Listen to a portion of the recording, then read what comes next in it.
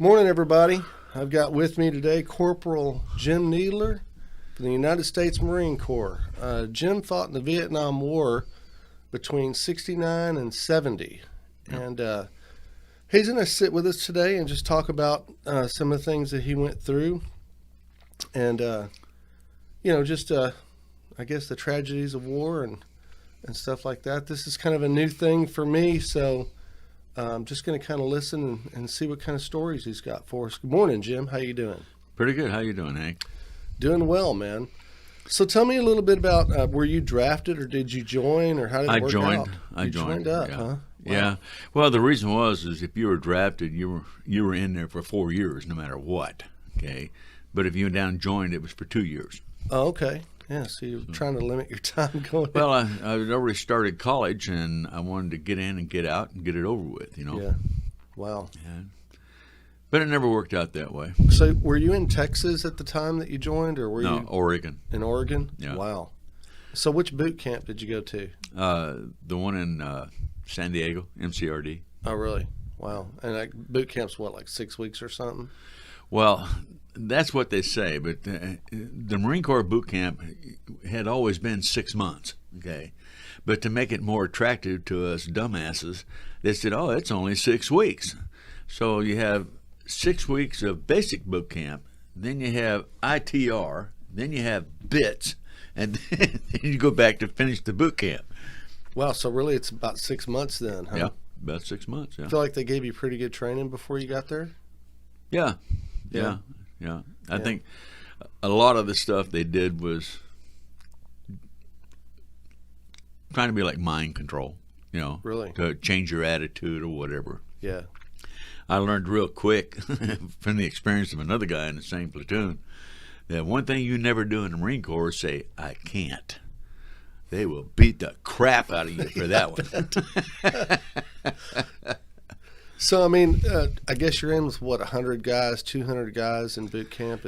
Well, at that time, it was usually around 60. Really? Yeah.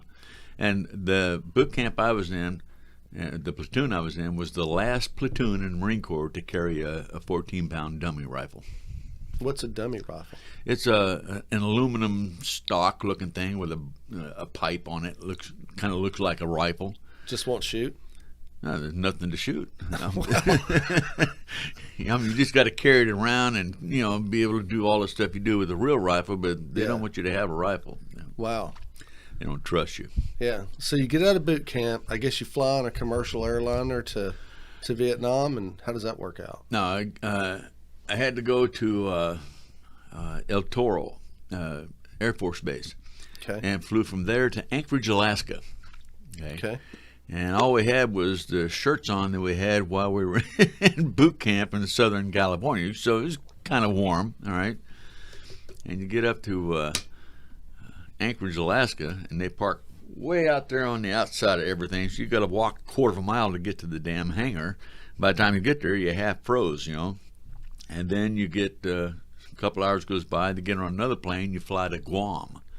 And that's kind of an experience, too, because as you're coming into Guam, you realize that, number one, it's a small island, and I mean small.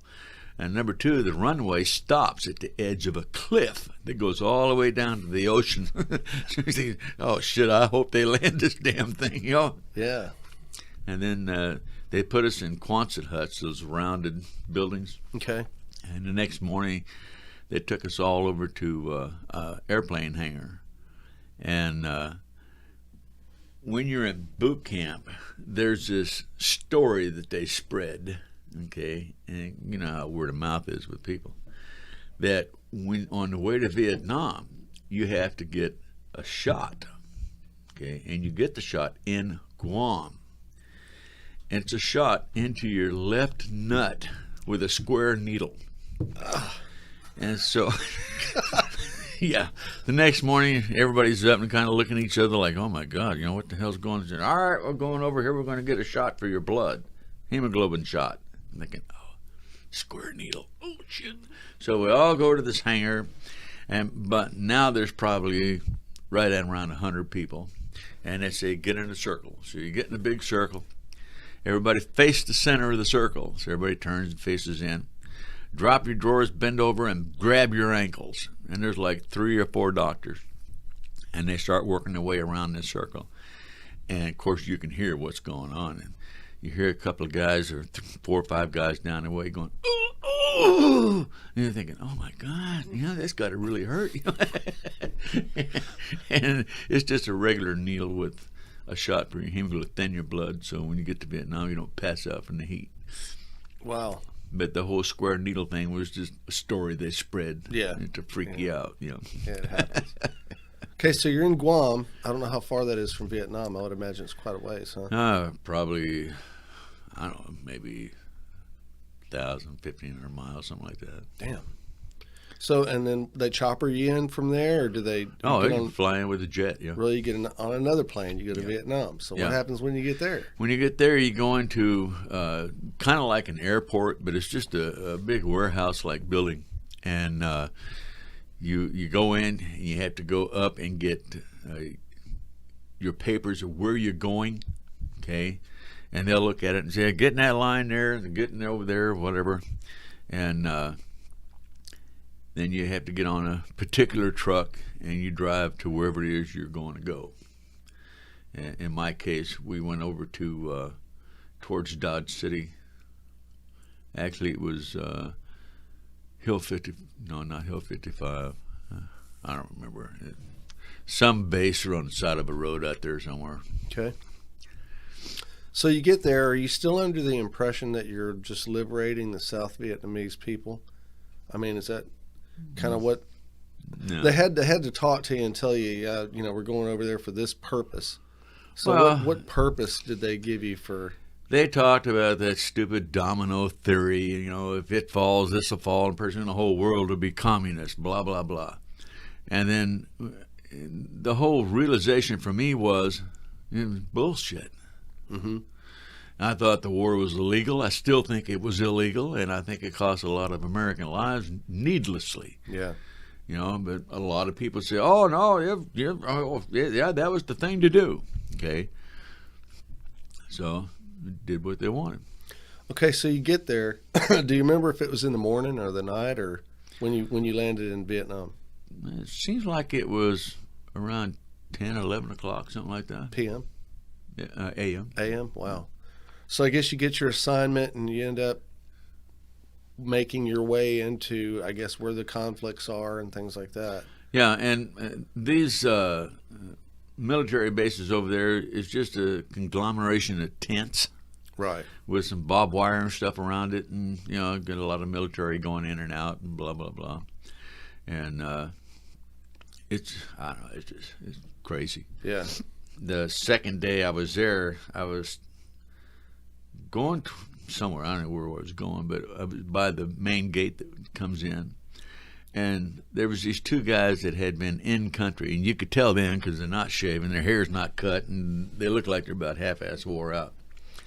And they're talking and walking, and here come this other guy, walked by him, and he stopped and says, "Stop," to them. And they stopped and turned around and said, "Don't you salute an officer?" They looked at him and they said, "Well, there's no such thing as murder in the bush, right?" And he kind of looked down, turned and walked off. Cause, and that's the way it was. I mean, officers to me had a really, really hard time because you piss a bunch of them off and they'll have to whack your ass when you're out there in the bush. Yeah. Who's to say what, And some of the officers were just stupid, Some of them had their shit together, and you could tell they didn't quite go along with what everything else was doing anyway. Yeah. It was just a big mess. So, I guess what I'm trying to lead up to, so you get there, 10 a.m. How long was it before you kind of got into your first actual firefight? Oh, about 3 days, I think. Really? Yeah, it seems pretty quick. Yeah. You don't really get too much of a chance to acclimate to the weather and acclimate to the conditions. Oh, no. When you get there, you got to be ready to go right there. But they took all the new guys coming in, and they would put them outside the camp in these little bunkered areas, sandbags, a couple of posts, and a little bit of a roof on it. Mm-hmm. and because they know everybody's scared, so they're not going to go to sleep. Okay. Yeah, it makes sense. But I was out there with one guy. This was the second night I was there, and they had this old army cot in there. And there was always two of you in one of these things. Mm-hmm. So one would be watching while the other was trying to catch a little sleep, and not very successfully. But I'd been up for a while. I said, "Look, I'm going to lay down." He said, "All right." So he gets this rifle. He's standing there like he's looking. You can't see anything.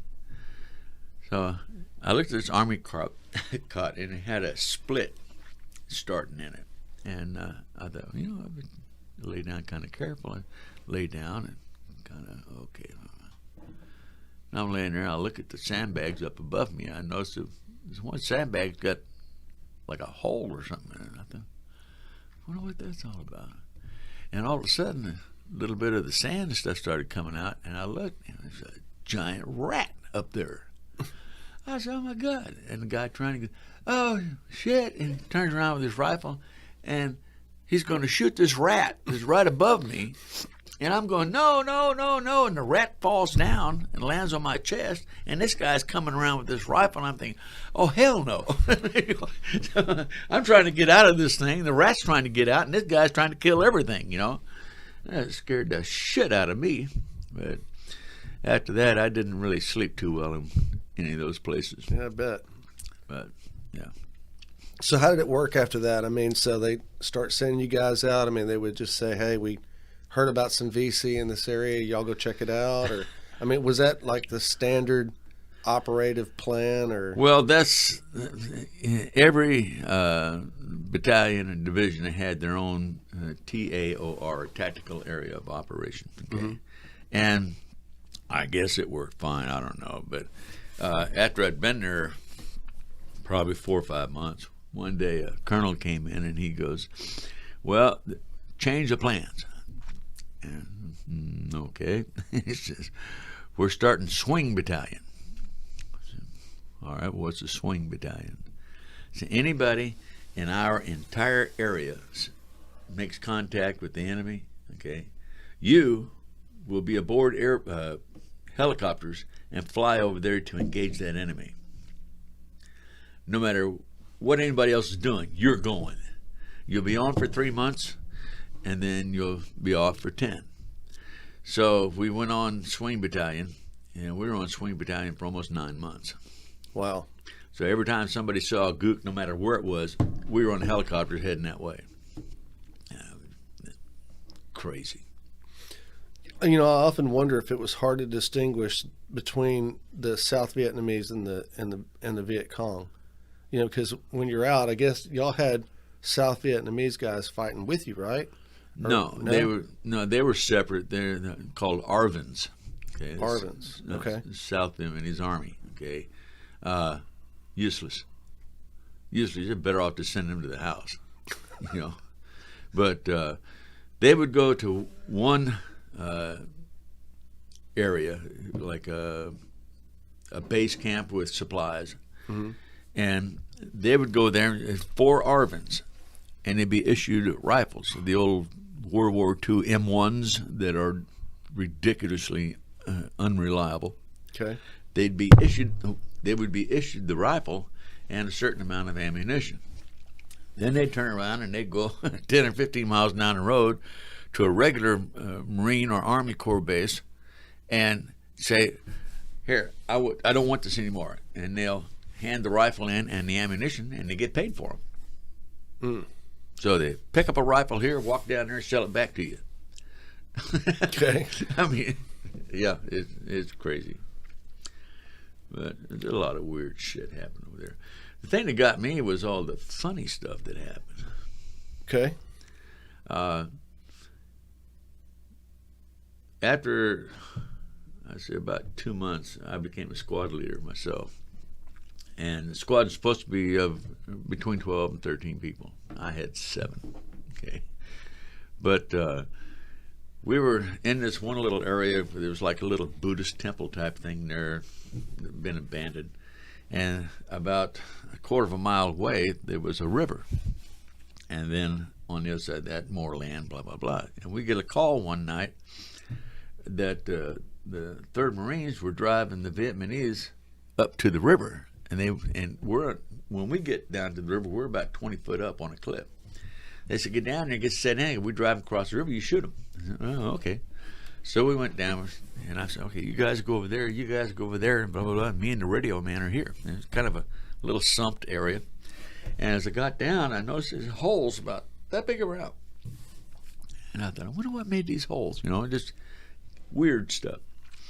So me and the radio man are down, and the guys are spread out on either side. And the radio man says, what the hell was that? I said, what? There's something moving in there. I said, moving in where? He goes, in the holes, because there's a whole series of these holes. And I said, really? So I started looking, and I thought, it's almost nighttime, and right. We're looking at it. I can't see a damn thing. He goes, oh my God, and he jumps up and starts running. And I said, what? He goes, it's a giant snake. I said, what?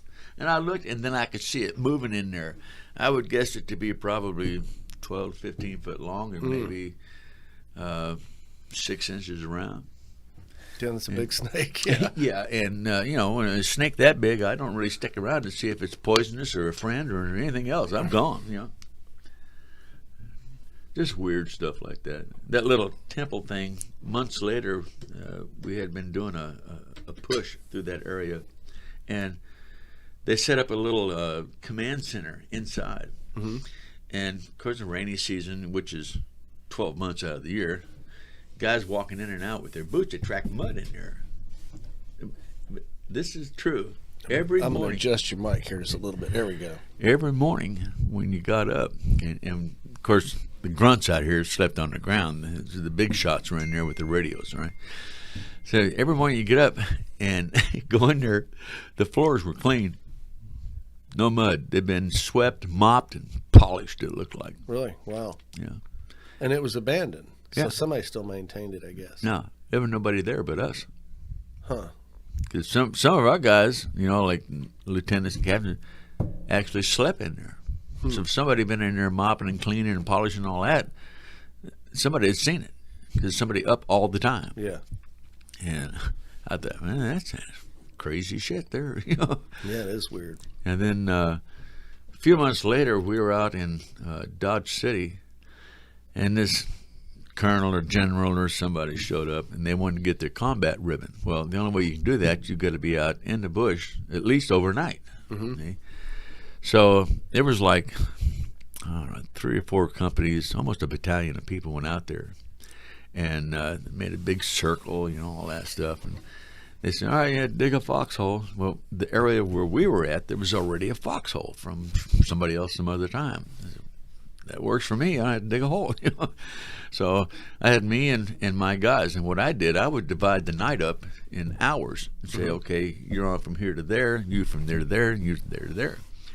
And the crazy thing about being on watch in enemy territory at night is if I'm on watch and I'm sleepy, I'll wake you up. I said, man, you get up and you go, right? Mm-hmm. When I lay down, I can't go to sleep because I don't know if you're going to nod off and I get my throat cut in the middle of the night. Right. And that's the way it works. Well, it's about, I would guess, 5:30, 6 in the morning, dawn.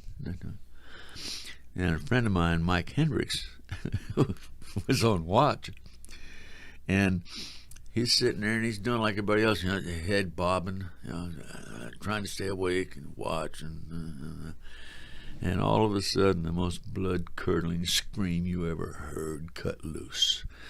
Everybody jumped up and blah, blah, blah, blah, blah, shooting. What it was, they had one of them damn rock apes up there in a tree, had been sitting there all that time and decided to jump down right in front of Mike and it scared the living shit out of him. It scared me too. Yeah, I bet. Yeah, there's all kinds of crazy stuff like that happen. So, what was the, I guess, most afraid that you ever were in the middle of an actual conflict, in the middle of a firefight? Oh. So, well. I mean, when you were just scared shitless and Things just went wrong maybe, or two times. Okay. 2 times. The first time, we were sent over off of Route 5, and my instructions were to go, and you always have these checkpoints, Chevy, Charlie, whatever, and you make your way to where you think this checkpoint is. Okay? And then once you get there, you call in and say, yeah, I'm at checkpoint Charlie or whatever. And then you go to the next one. And usually the third or fourth one is where you sit in and you watch at night because you're setting up an ambush. Yeah. Well, on this Route 5, there was a little PPB there, permanent duty station, a permanent patrol base here. Mm-hmm. It's small, okay? And then about 2 miles down, they had those gun towers put in, okay? And they were probably, I don't know, 3/4 mile, a mile apart, something like that. And so we crossed Route 5 and went down through the jungle, stopped, called in. Went again, stopped, called in. Went to the third one and called in. All of a sudden, all hell broke loose. They were shooting at us. See? Mm-hmm. And it wasn't the enemy. It was other Marines out of that guard tower and out of the base were shooting at us. Mm-hmm. And I was screaming and hollering, was on the radio and just raising the hell with them, what the hell is wrong with you people, That scared the living shit out of me. And then another time we were on Hill 22, and around 8 or 9 o'clock at night, I got a call to go up to headquarters, which is at the top of the hill, and see Lieutenant Corser. He goes, look, we sent a squad down over the hill facing east, go down like that, and they made contact with the enemy. And down off that hill wasn't more than maybe 80 feet, 100 feet. Mm-hmm. He said, I need for you to go down off the east side or the west side, whatever it was, and then come around and give them support. All right. So I explained to my guys, look, we're going to go down here, go around, catch up with these guys, and help them out with whoever's shooting at them. So we went down and started coming around the hill. Nobody told those guys down there that we were coming. So when they seen us, guess what? They started shooting at us. They said I was screaming and cussing so loud that they could hear me on the other side of the hill. Wow. I was pissed. Yeah, I'm mad. So those were both instances where I guess wires got crossed and and that happened a lot. Too many people on the field, I guess. Yeah, that happened a lot too. Yeah. I remember one night we were sitting out in the middle of nowhere and didn't see, but heard this little airplane, like a little Cessna flying around, mm-hmm. had a little red light blink. And Mike, Henry, he jumps up and he goes, look at that. He takes his rifle. I said, no. Do not shoot at that damn thing. He said, why not? And I said, that's spooky, man. He said, what? I said, it's spooky. Leave it alone. He said, what is spooky? I said, just watch. It flew a little bit, and then it started circling in a tight circle, and it made a sound like that. It was mm-hmm. Gatling guns going off, shooting one spot. Yeah. I said, if you'd have shot at him, every one of us would have been dead. Wow. Because you can see him from up there. I guess you can see muzzle fire pretty easily. Yeah, I would think so.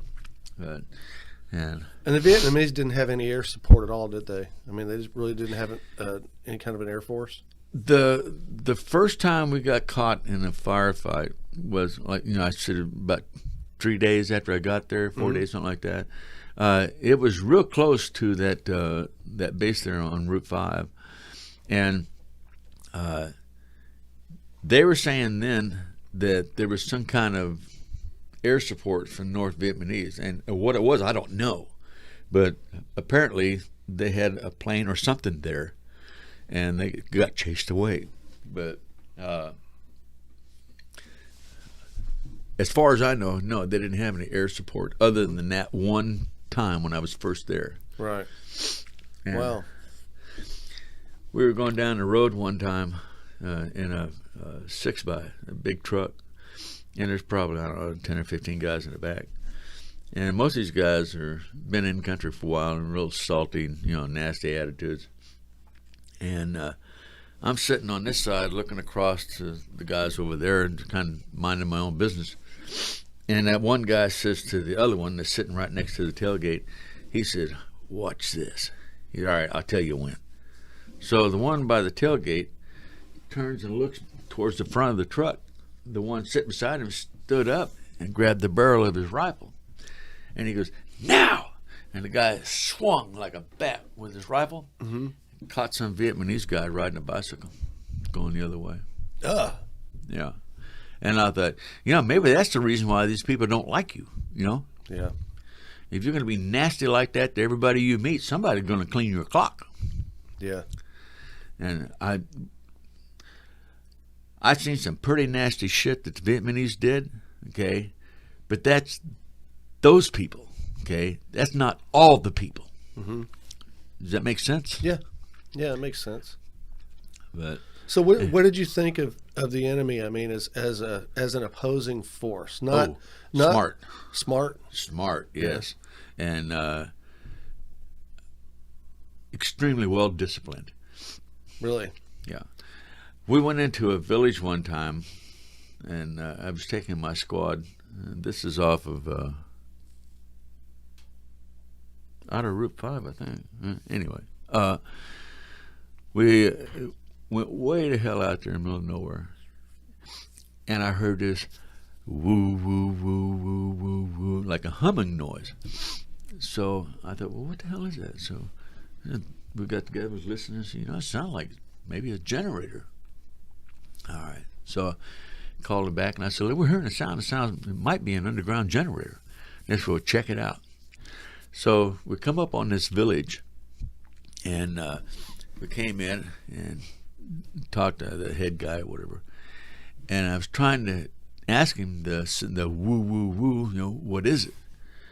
And he went, like that, like he understood what I was saying. Okay. And he motioned for us to come. So we went in, and they had a pond that was probably 25 or 30 foot wide, and I guess maybe 3 foot deep. Had the biggest frogs I've ever seen in my life.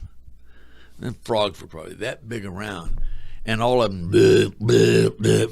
And if you're a distance away, it sounds like some kind of heavy equipment going around, Wow. And so I said, look, everybody get in here back to back. We're going to get one of these frogs. And we never did shoot one. Couldn't shoot the damn things. I don't know why. Wow. So we left.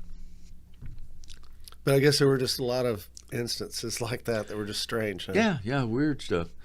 Like, so was it mainly jungle where you guys were at, or did it just vary with the country? I mean, like here you have places that are heavily forested, and you have some prairie land. Was it a lot like that in Vietnam, where it was just heavy jungle, and then there was other places that were just cleared out? Well, I'm sure there were places that were more prairie-like or hill-like, but where I was around Da Nang, it was pretty much just all jungle. So you stayed pretty much in the same locale your entire tour of Vietnam. And one of the, I guess you get to know it pretty well then. No, because it changes. Really? Yeah. I mean, the military comes in and they decide that this village is raising rice for the Viet Cong. They'll come in with their tanks and stuff and just run up and down all their fields, just tear it all up. Yeah. Okay. Which is idiotic, but I had a thought. I know about the only place that you could see a long distance was if you were on the road. You could see quite a ways, but most of it was just overgrown jungle. Wow. And then you had three-steppers, and I mean, just all kinds of stuff. Yeah. You know what a three-stepper is? Right, snake, right? You take 3 steps and you're dead. Yeah. So they're heavily poisonous. Little green ones about like that. Yeah. And sometimes they just hang out of the tree. You walk by, 3 steps, you're gone. Done. Yeah. Yeah. Wow.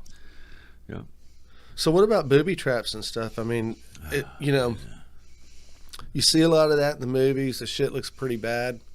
And I'm thinking to myself, wow, it seems like when you're out on patrol, every step would be a very slow one. Yeah. Yeah. I mean, it's all. Were there any of those in particular that you were just typically afraid of? I mean, and more prevalent than the others? No. I mean, was there something that they used as a standard? No. You know? No. All kinds of stuff. Excuse me. We were running a patrol out in Dodge City, and walked along. All of a sudden, one of the guys just like his left leg just went down on the ground about 2 foot. Just thought, what the hell? And he's screaming bloody murder. Went over there. If you take bamboo and you shape it into something and then stick it in a fire and let it roast, it's as hard as steel. Mm-hmm. Okay. What they would do, they would take a block of wood, a piece of bamboo with like a big giant hook, sharpened, and fix it to the block of wood. And then they put a grenade underneath it with the pin out. So if you lifted your foot, the grenade would go off. Right. Well, this old boy stepped in there, and it went through the bottom of his boot, the little piece of metal in there, and his foot, and come out the top. And the hook was on the outside. So, if he lifted his leg, it was going to be gone. Yeah. So what we did is we all took our flak jackets off, and we wrapped his legs with flak jackets, his crotch, and put as many flak jackets on him as we could. Okay.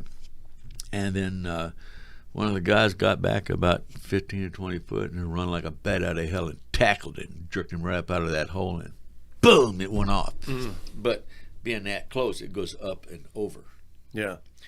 So the only real damage done to him was stepping on that punji pit. Wow.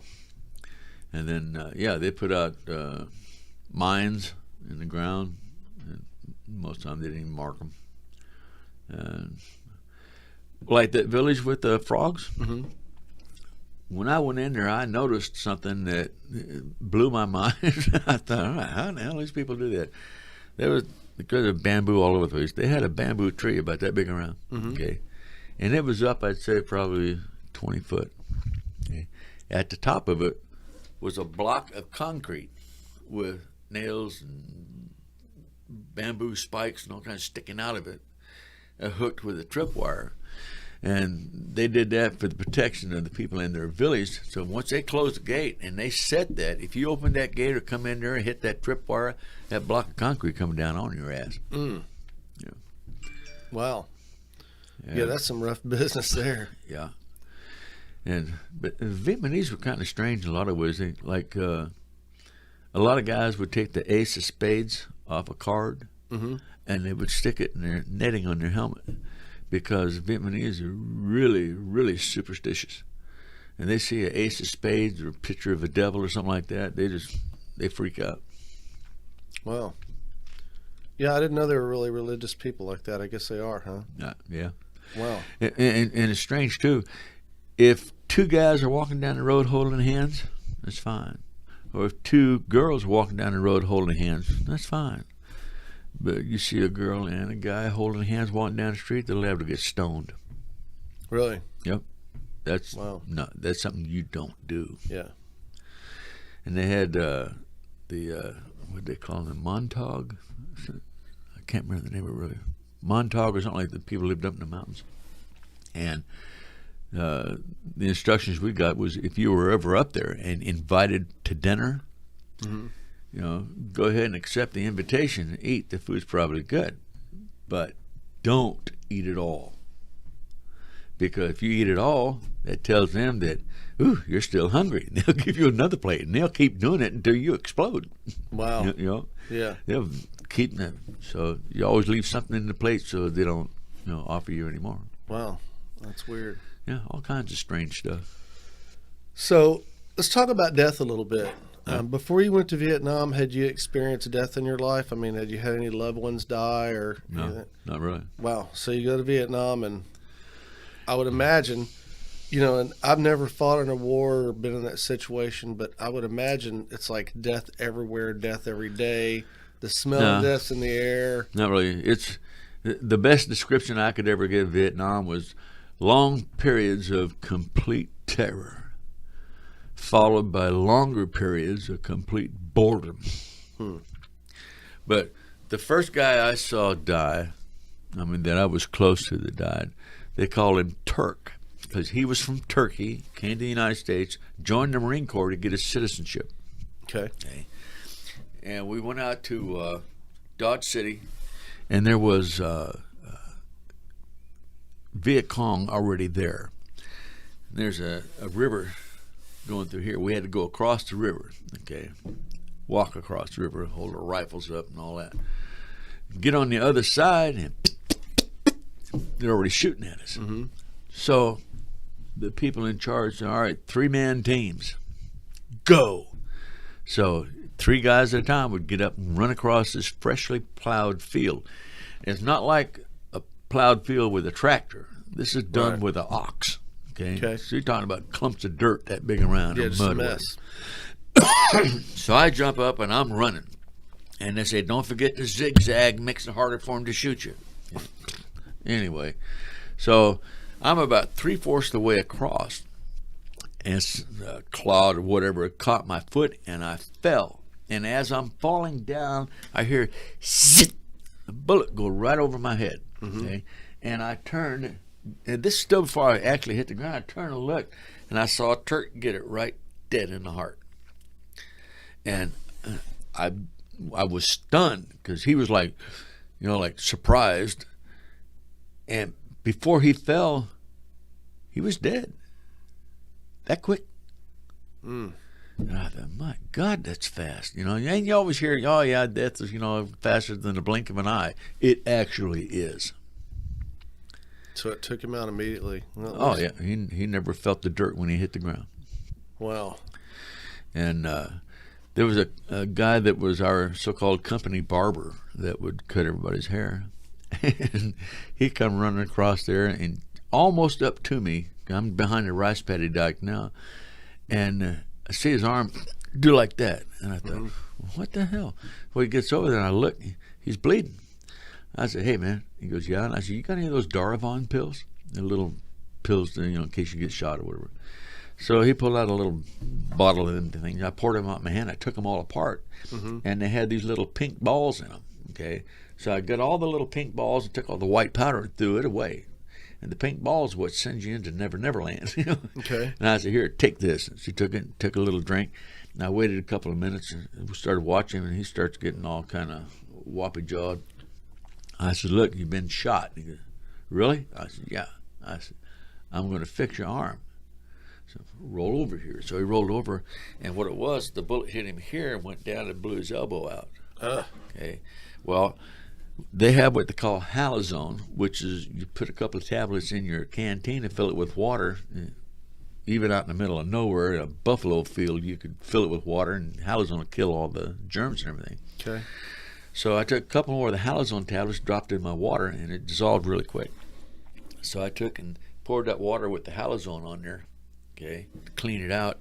And then we had something that was sort of like iodine, I think.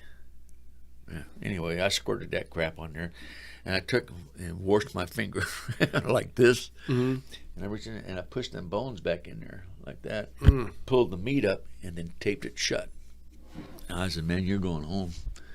So about 2 or 3 months later, I got a letter from him, from I think it was Japan. I'm not really sure. But anyway, he told me he really appreciated me putting that back in there, that if I hadn't have done that, he'd have lost his whole arm. But wow. What they did, they went in and cut the bone and I think he said they put a glass elbow in there. Yeah. So, the elbow replacements are pretty common. Yeah. So, is that how it was? You get shot, you go home? So, like... If you got shot, bad enough. Okay. So, if you just got a flesh wound, they let you heal, keep you working. Yeah, well, again, it depends how bad it is. We were burning brush around one of our PPBs and had some old ammunition out there nobody saw. And one of them went off and caught me right there. Beep! I thought, damn, I've been shot. Okay. Well, I had to squeeze it to get any kind of blood to come out. Yeah. And they said, you're not getting a Purple Heart for that. Bullshit. Well, whatever. But, yeah, if you got shot and it was, debilitating enough, well, then, yeah, you'd be going home. Yeah.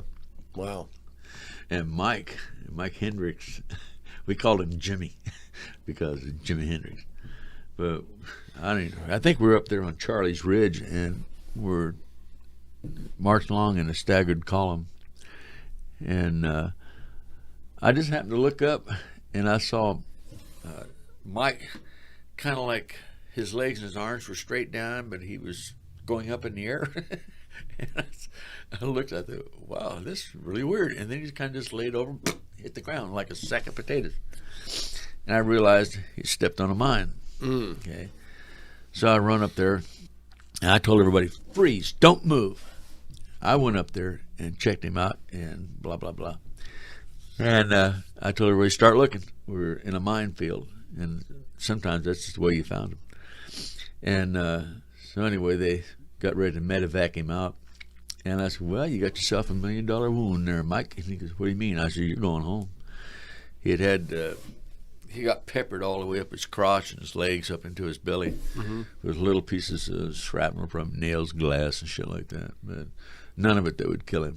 Yeah, just major pain, I guess. Yeah. Wow. And they were good about that too, the Viet Cong, because if there were two of you out there, they'd shoot one of you but not kill you, because that meant the other guy would have to take care of you. Right. No. Yeah, one wounded man is a whole lot worse than one dead one. Yeah. Yeah, I can dig it. That's true. Yeah. Yeah. So what about killing? I mean, how did I know that everybody down there, I'm sure at one point or another got to shoot somebody. Oh yeah, killed a lot of people. How did it feel at first? I mean, were you regretful? Did you ever remorse? No. The first one where I actually took time and aimed in on him and killed him. Okay, we come up on a hill, and my squad had gone from like 7 down to like 4 people. So it was me and it wasn't Roger Sturdahl, me and somebody else, and maybe it was Mike. Got at the top of this hill, and there were 2 people running away, and they had the black pajamas on. And the lieutenant, whoever, says, shoot over the head and get them to come back. So we, pow, pow, and Lodi. It means come back. Okay. One turned and started back, and the other one kept going. They said, drop him. Nail him. Well, kind of find out it was a 65-year-old woman, okay, Catholic with a rosary. Ugh. Yeah. First one. That was your first one. It was the first one I really aimed in on. Okay. Wow. And I'm thinking, damn, that kind of like sucks. Yeah. So anyway, we ended up forming a perimeter around her. Okay. And the lieutenant, I can't remember his name. Anyway, he was trying to console the old woman. She was going to die. Yeah. Anyway, so I'm standing there, and I see somebody on the other side, and I said, hey, man, you got a cigarette? Yeah. Well, they were passing around. Well, this lieutenant, can't remember his name. Anyway, he come unglued on my ass. How can you be so damn disrespectful, blah, blah, blah, blah, blah, blah, and you're the one that killed this old woman? I said, the old woman don't mean shit to me, and it's not my problem. It's the government's problem. They sent me over here to do this shit, so they're going to take the blame. Mm-hmm. And that's the way I felt about it. Makes sense. It would bother me more to kill a puppy than to kill another human. Wow. Because humans have enough sense to realize they shouldn't be doing what they're doing to piss me off. A damn dog don't have any sense like that. Yeah. I can see that. Now, if you have a bad dog, yeah, I'd kill some bitch in a heartbeat. Okay. Yeah. But just a normal dog, a chicken or a cat or whatever, no, I don't want to kill any of them. Right. But I bought a .22 pistol when I got home and had it for, I don't know, maybe 6-7 months. And I was so worried about the kids getting a hold of that damn thing, I finally got rid of it. Okay. And I haven't had a gun since. Yeah. Okay? And I won't have another gun. I've had people say, well, what do you do if somebody comes up and is going to kill you? And I said, well, I guess they're going to kill my ass, because I'm not going to kill them. I've killed enough people. I don't want any more of it. Yeah. And that's just the way I feel about it. But do I regret the people I killed? No. Because if I hadn't killed them, they'd have killed me. Yeah. And that's the way I look at it. Okay, so you do your tour, you're coming home. What happens when you get home? You know? Here's the irony of the whole thing. I get ready to rotate and come back, so I have to go see a psychiatrist. Okay. So went to see a psychiatrist. He said, I got a room back here with a table, a piece of paper, and a pencil. I want you to draw me a picture. I said, okay. He said, draw me a picture of home. I said, okay. So I thought, I'm going to mess this guy's mind up. I drew me a house with flames coming out, people hanging out the windows, and all kinds of weird shit going on. And he goes, yeah, okay, well, you're normal. I said, really? Damn. So anyway, they said, all right, you got to turn everything in. I said, what do you mean turn everything in? You got to turn in your rifle, your bayonet, grenades, anything else you got. Well, wait a minute. We're like way over here, 30 miles from Da Nang. How am I getting there? Oh, you're still in Vietnam when they're having you turn everything. Oh, yeah. They said, you're going to ride in the back of a truck. I said, what? With no gun, no nothing? Are you crazy? They said, no, that's the rules. I said, son of a bitch. So Keep going. I was scared taking that trip.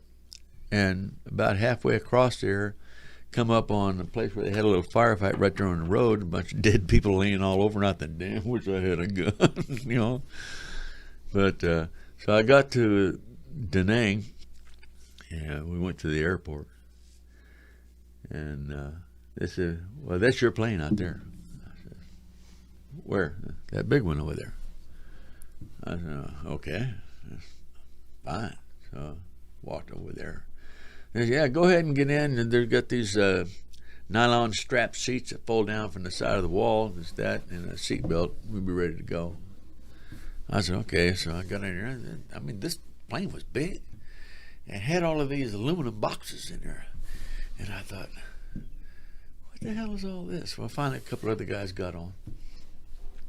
I said, I wonder what's in all them aluminum boxes. And he goes, dead people. I said, dead people? Yeah, it's a casket carrier. I think, what? Anyway, yeah, I ended up flying to Hawaii and changed planes. From there, I went to El Toro. Oh, the one I flew out of was Norton. The one I came back in was El Toro. So I get off the plane and go into the airport. What do they call that? The place where you get your tickets and stuff. Okay, yeah, the ticket counters. Yeah. Yeah, anyway, I went in there, and I walked right through the airport to the outside, and there's some cabs there. And he says, you need a ride? And I said, yeah. He said, all right, well, come on, I'll take you up there. So I guess, I don't know, 40 miles, 50 miles. I don't know how far it was from L.A. And so I get in the car, my duffel bag, still had my dirty clothes. And going down the road, and this guy's looking in the rearview mirror, and he goes, man, that's a hell of a tan you got. And I said, yeah, I just got here from Vietnam. Stops, get out. I said, what? He said, get out of my damn cab. Okay, so I get out. He drives off. I start walking. Wow. I had to hitchhike on into L.A. This is all within 24 hours of, being in a firefight. Right. I thought, damn. So, I mean, what did you expect when you got home? Had you already heard stories about, that you guys were being rejected by the public? And oh, yeah, we're a bunch of no good asshole baby-killing bastards. Yeah. Yeah. Yeah. I got home. So I guess that's what you expected when you came back, huh? Well, not really. I mean, you have no idea how bad it is, I mean, you hear stories like that, but it's like everything else. Most of it's just bullshit, Mm-hmm. But next morning, my wife was living in a little apartment in L.A., so I spent the night with her and got up, went to her brother's place, and he said, well, you probably need to go down there to Oceanside or San Diego. No, not San Diego. Was it San Diego? Yeah, San Diego to the Marine Corps base. I said, yeah, I need to get, mustered out and all like that. Mm-hmm. So anyway, took off, went down there. But we were going down Victory Boulevard, still in L.A., and come up to some crossroad. And there's this little old woman standing there. She goes, "Here, son, you need to read this." And it was a Communist Manifesto. Oh, God. I thought, damn, that's okay, well, whatever. I went to turn the corner, and I said, "I don't want to read this. I just got back from Vietnam." Spit on me. Wow. And I thought, well, thank you, old bitch. So when you muster out, they give you any money? They help get you started? Ask you if you have a place to live? I mean, is there a reintegration program? No. The last 3 or 4 months of Vietnam, they tell you, well, you're not getting paid anymore because we're going to keep that money back, so when you get out, you got some money to run on. Okay. Yeah, okay, yeah, that sounds good. All right. So I got down there, and, well, you're going to get standard mustered out pay. I said, well, how much is that? $180. I said, $180? He said, yep. I said, well, I haven't been paid for the last 3 or 4 months. So what's going on? They said, oh, you're going to have to talk to your recruiter. Mine was in Oregon. I'm in California. Wow. Yeah. I never did get paid. Wow. To this day, they still owe me that money. But do you think I'll get it? No. Doesn't look like it. In 1980, I got a deal from the Veterans Administration that I owed them like $900 for going to their school. So I wrote back to them. I said, you made a mistake. I didn't go to your school. And a month or so later, they sent it back. Now it's $1,200 because I didn't pay the $900. And again, I didn't go to your school. So now it's $1,500. I'm thinking, well, shit. So I called Kansas City, Marine Corps Dispersing. I said, look, you guys never paid me the last 3 or 4 months I was in Vietnam. You pay me. I'll pay that to the VA, and everybody will be happy. You leave my ass alone. Well, we don't have to pay you. It's been more than 7 years. Wow.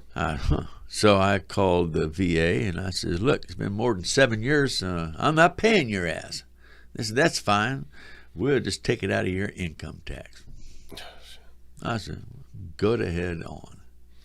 So let me ask you this. It's been 40 years since all this, Yeah. maybe longer, I guess. I haven't done the math, and it's still kind of early for me.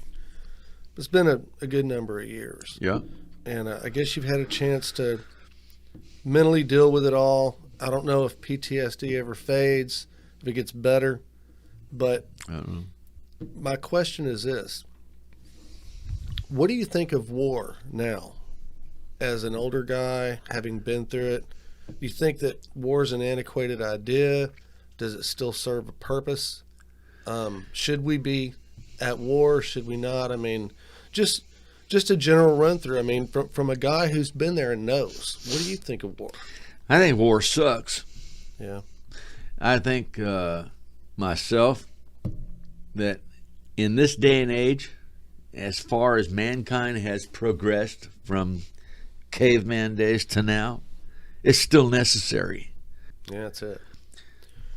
Well, Jim, I want to thank you for showing up and doing the show, man. It's been great. And, I don't know if you'd be interested in talking more about it at another time, but I'd like to have you back on sooner or later. Sure. And get some more stories. So this is something I think I'm going to be doing with several people. And, I know that when you got back, things sucked, and I don't know how it's been between now and then, but I personally want to thank you for your service to the country.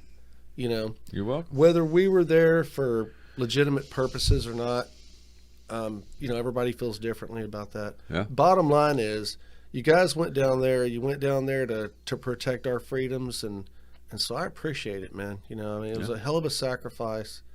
And and how old were you when you were in? 18 and 19. Damn, so you're still in your formative years at that time. So, all right, man. Well, I'm going to call it a day, and thanks again for coming out. And Anytime, man. We'll see you on the next one. All right. We're out. Bye-bye.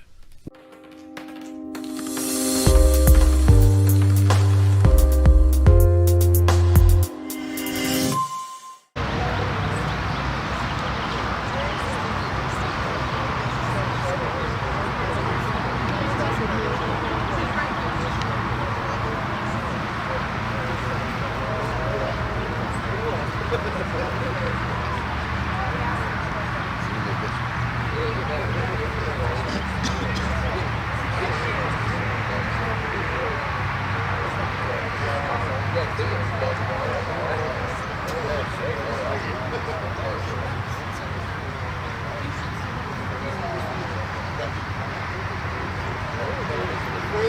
we are getting ready to begin our services this morning. So thank you. Before we begin the services, I ask everyone to please silence the cell phones so they have go out during the services. And our services will begin with a presentation from the United States Marine Corps.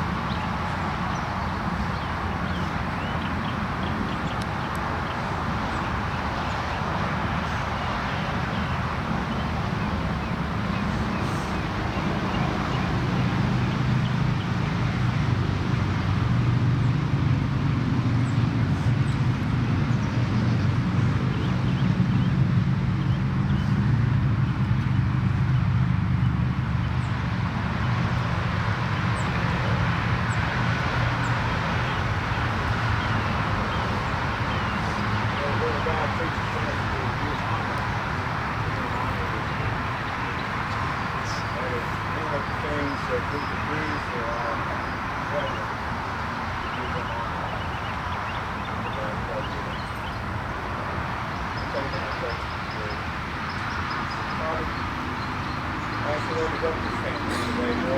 Get your clothes in the wall. We're going to do the best thing on there.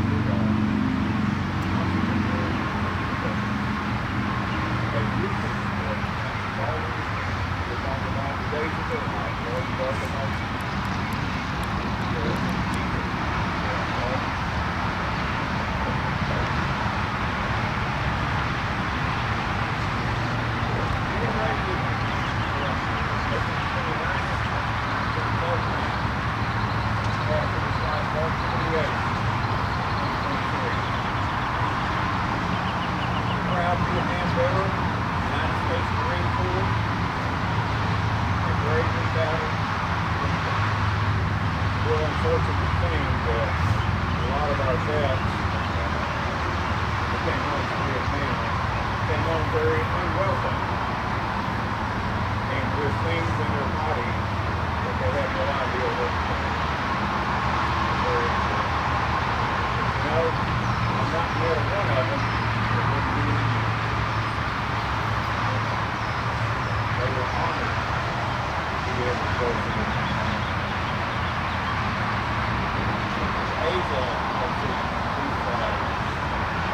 siblings, we include Donald, Robert, Walter, Jack, Carol, Jack, John, Ken, and David.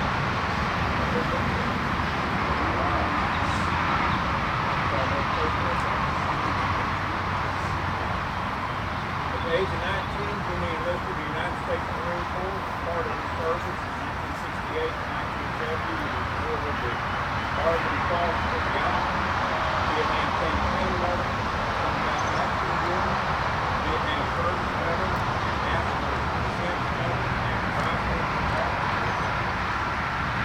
After the Jim studied carpentry, he became a master carpenter. He worked on several projects for the Turkish trying to use the handmade wood carpentry and environment. He loved to travel places, make several friends along the way. We will have to laugh to know that they chose him to remember him all the way to but I was told that was a movie time. Jimmy survived by his wife Carol, children, Ann, Jimmy, wife Kelly, Danny, Mrs. Laura, Tiffany, Mrs. Bill, Mandy, Mrs. Joshua, and was lovingly known as Pawpaw and Peacock. You take him up. There's no thing for him to bring on his phone. Very seldom do you hear just grandma or grandpa. So those animals are very special. Especially not only to that grandfather or that grandmother, but also those grandchildren. He had 23 of them. I'm going to tell you what, somebody can do it. When you get the little rascals, you get even a little bit. So, keeping them is having them sometimes. Raising them up, that's those things. So, 23 of them. He was preceded in death by some witnesses. He loved his family and friends and accepted Jesus Christ as his Lord and Savior. And these were forever loved. You know, I dare say that this man made an impact. Because of all kinds of really cool today, he has made an impact on some way, shape, and form. And I'll encourage others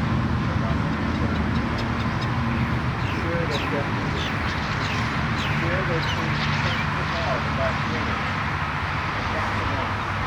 So you see, that's what we get to do, because our lives make an impact on those people. And that's something we get to choice to make a difference. It's not like we dream it's all about making a difference. All right.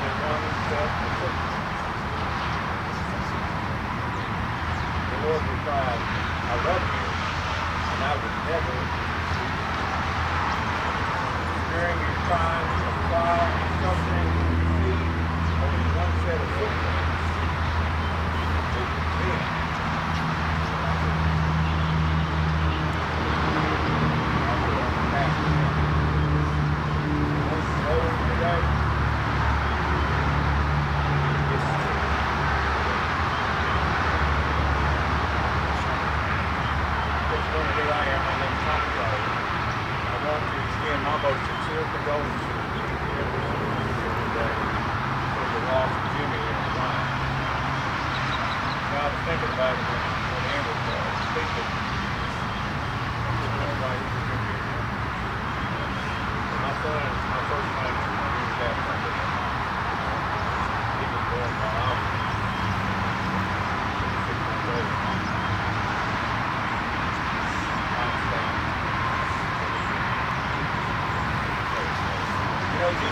was John 15:13. He said, "Greater love has no man than to be willing to lay down his life for his family, for his country." And we saw our honors here from the United States Marine Corps, Jimmy. And he went off honorably to serve his country. And I want to honor him and recognize him today. And I want to thank his family for his service and for his family. It means so much. So means. You know, Jesus spoke to us again in Matthew 19 and said, "Have you not read that he who made them male and female? So this call is a man to leave his father and his mother, to join his wife, and they two should become one flesh. And everything is so good." Carol told me how they've been married for 19 years. And I'll tell you what, that's a long time. See, that takes commitment, and I want to honor that commitment. It's something that you have to want to do. Because I'm going to tell you what, life happens, doesn't it? All of you folks out there that have been married for the last 2 or 3 years, life happens. Things happen. But I can tell you what, when commitment is there, you just keep going with it.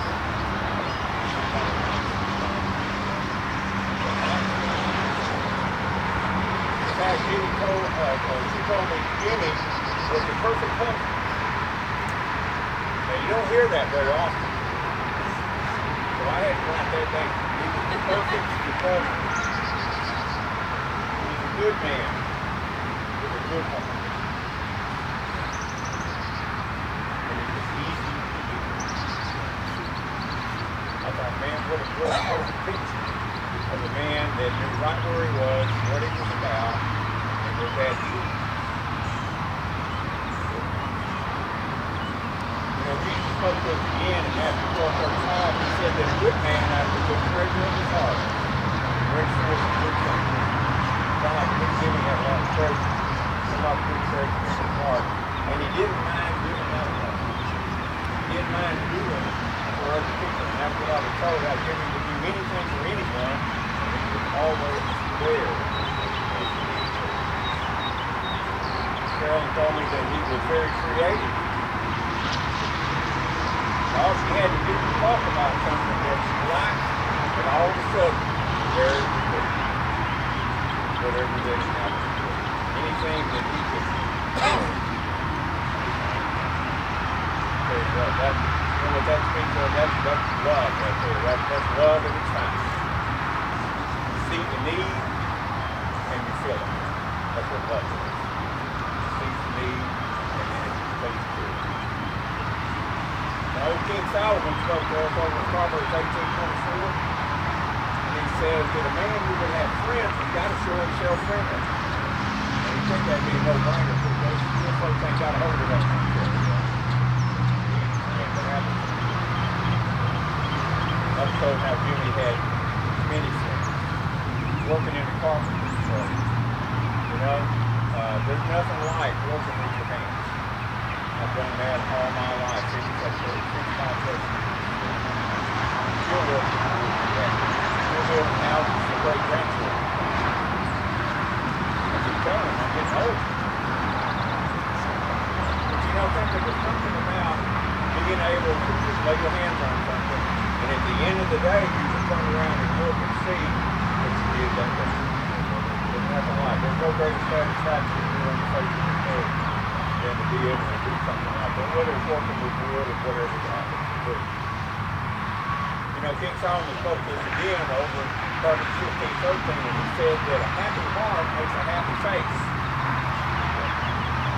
And that laughter quickly is like a nation.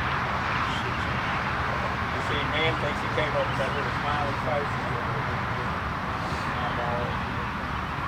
But you know, God had that under control many years ago. I was told how Jimmy was a real jokester and had a great sense of humor. And he loved to laugh and have fun. And like we did earlier, in fact, being married on April Fool's Day was right up his ass. You know, he had a view of life that, hey, it is what it is. Let's deal with it. Let's get over it and go on. That's what I used to do with my children. Go down to Home Depot, buy a ladder, and get over it. King Solomon spoke to us again over in Proverbs 17:6. And he tells his grandchildren to crown the glory of the children.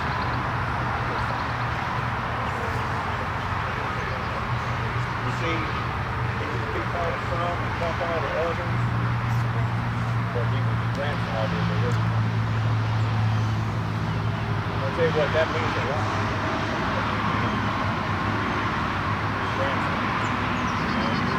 You're the one that hopefully they were able to come and talk to. They were able to be one.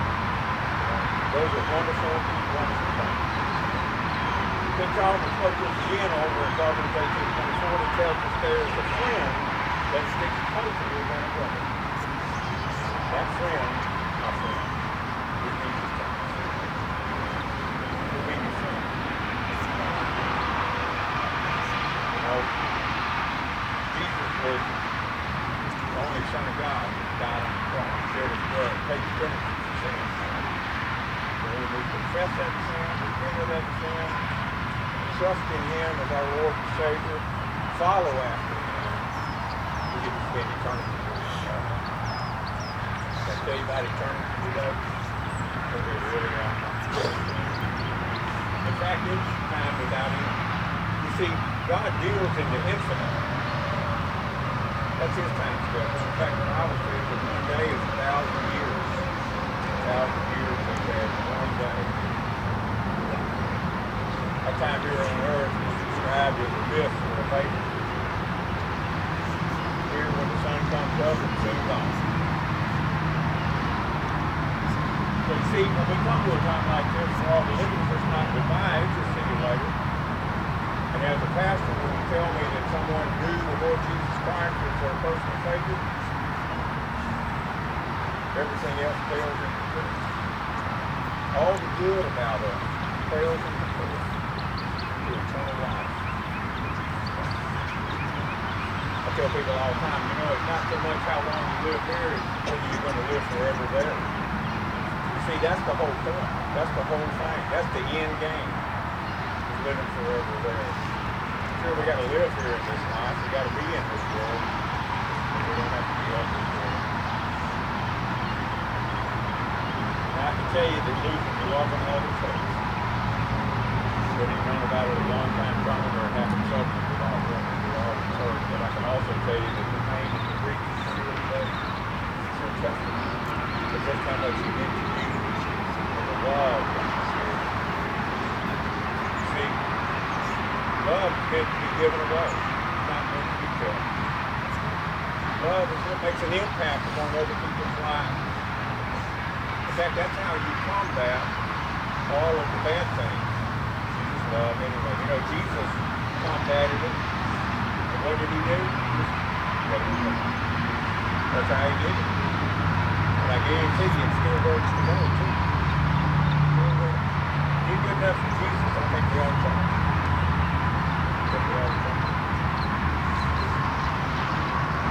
You know, there's something about heaven. It's a place where there's eternal life, eternal love. It's radically different from this place that we live in today. You know, where wrong is right and right is wrong, where everything gets turned upside down. But I'm going to tell you what, don't despair.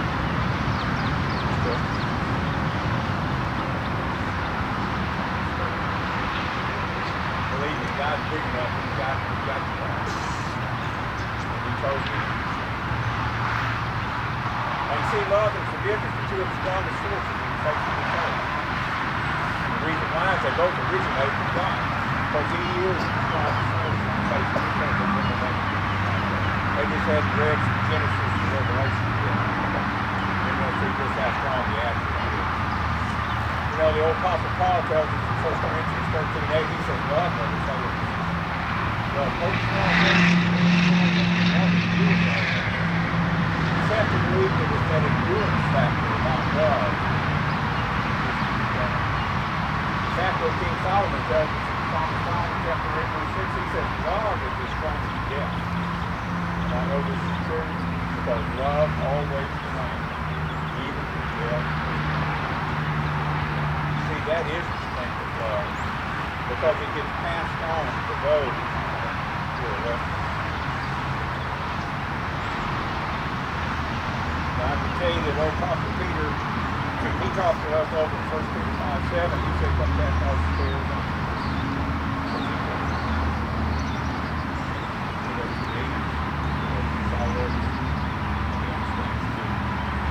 See, all you got to do is talk. He always will hear you and answer you. But you see, that's what he does to fallen mankind. You see, he helps us through the trial and trouble here on this earth. I'm going to tell you, just because you know him as your Savior don't mean it's going to all be wonderful.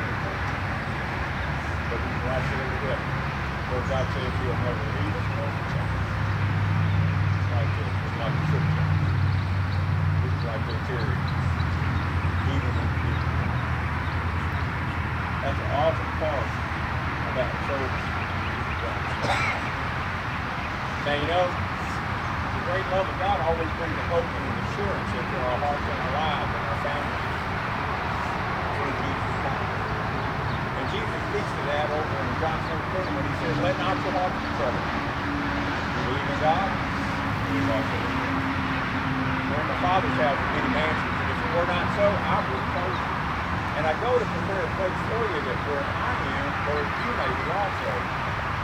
And then he said, "And you know where I'm going, and you know the way." But the Apostle Thomas spoke up, you know, that old doubter. He said, "Lord, we don't know where you're going, so how can we know the way?" And Jesus spoke some of the most important words of the gospel when he said, "I am the way, and I am the truth, and I am the life, and no one comes to the Father except by me." You know, that's another popular opinion going around. There's many ways to do God Almighty, but there's only one. And that's through the shed blood of his only Son.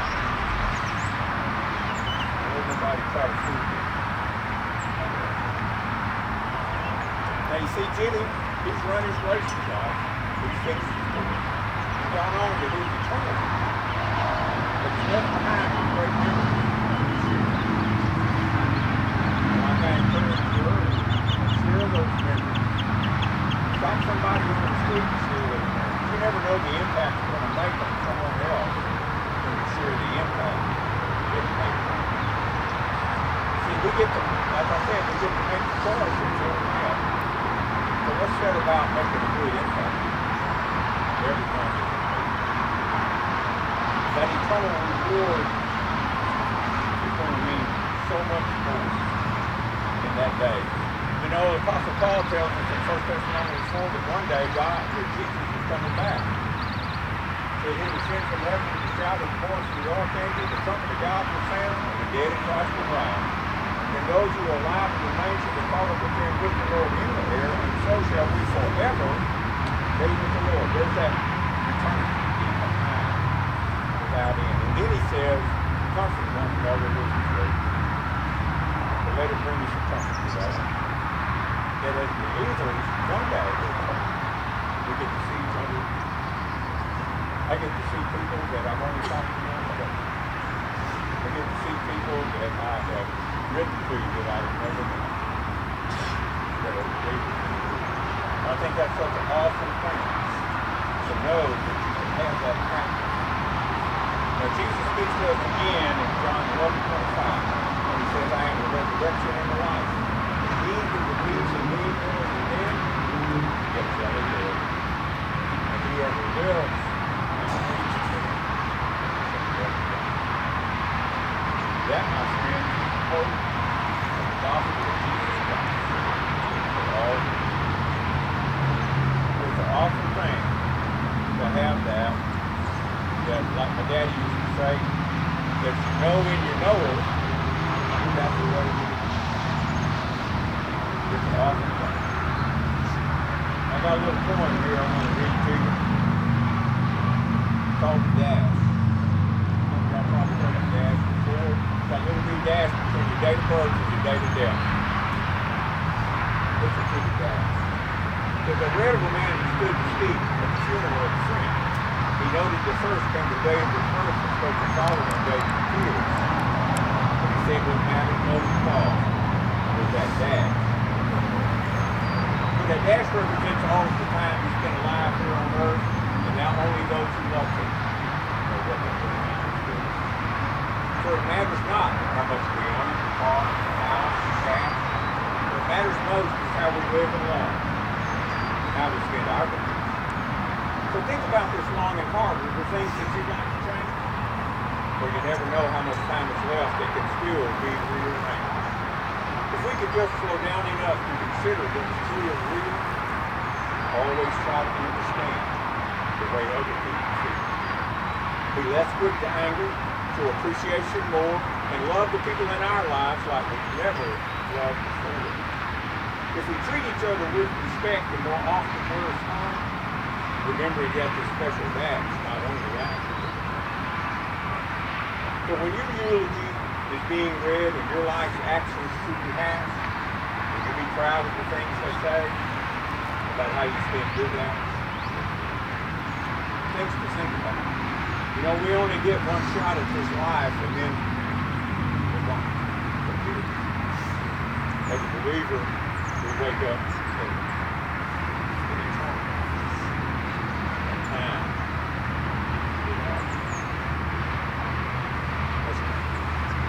Father, I want to thank you, Lord, for the words of life, Lord, that we have shared here today. Jesus, I want to thank you, Lord, for that blessed hope of your return one day, so we can be with you forever. And as we commit Jimmy's body, Lord, back to the earth and the spirit of you, Lord, we take comfort in the words of life. We take encouragement from your presence. May your love, Lord, give comfort and peace to this family in the time of loss and grief. And may they, Lord, continue to look to you for the hope and for the strength that they need for the days to come. For it's in Jesus' name that we ask all these things.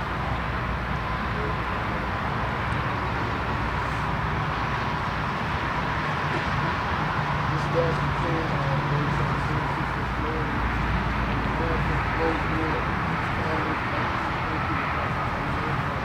Coming out and appreciate our services and our wisdom each and every one of us today.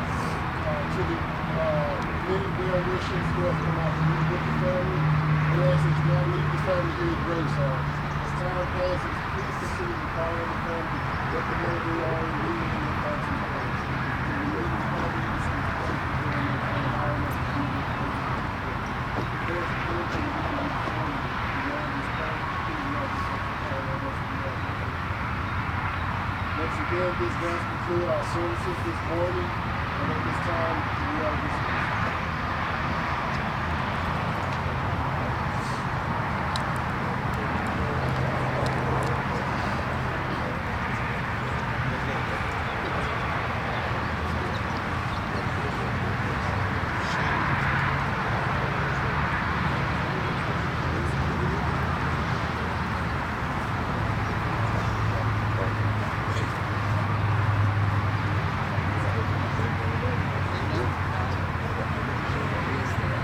Listen, my friend. Great job. Thank you. Lord's always good to me. Always. Yep. Better than I deserve. I remember you from the Green Park picture.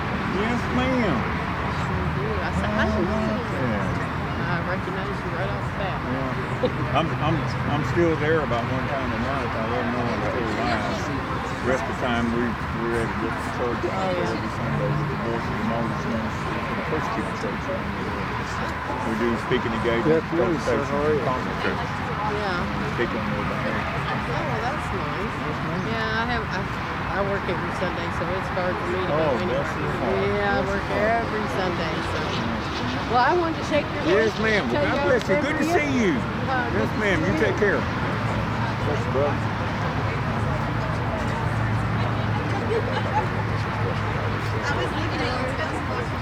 There you go.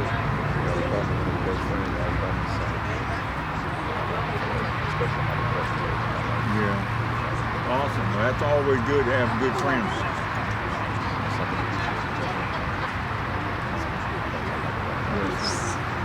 God bless you, my friend. You take care.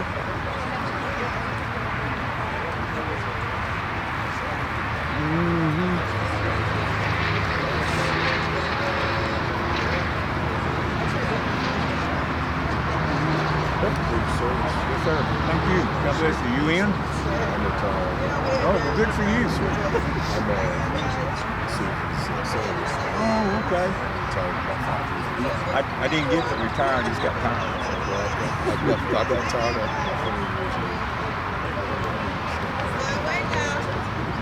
Well, they come drove me off the back porch, and I kept me for 2 years, and they told me to go home. I tell them, I said they trained me up to be in the field in the infantry, and then stuck me behind the desk at a typewriter in Vietnam. Oh yeah, I know. That's how the Army operates. God bless you, my friend. Thanks for your service. Yes, sir. Yes, sir. Yes, sir. God bless you, my friend. Appreciate it. Thank you. You didn't have to go, did you? Oh, well, you didn't miss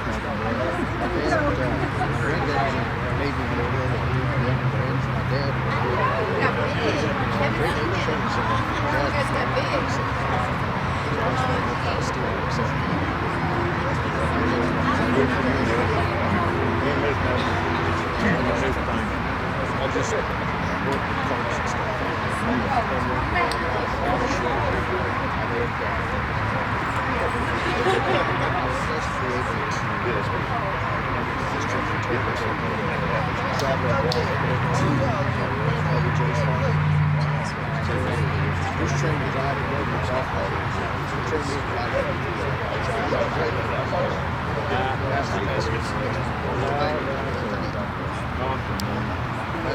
That is everything I've got to pass. What shoulders? Oh yeah. All right. Appreciate you. Thank you.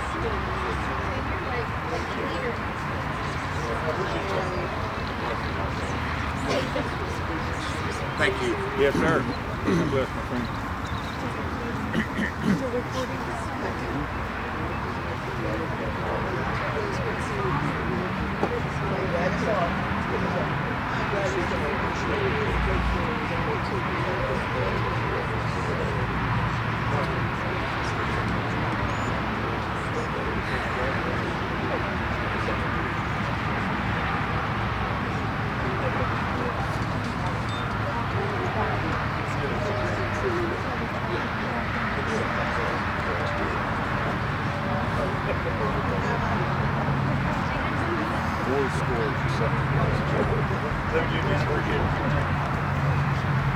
It's good seeing you again.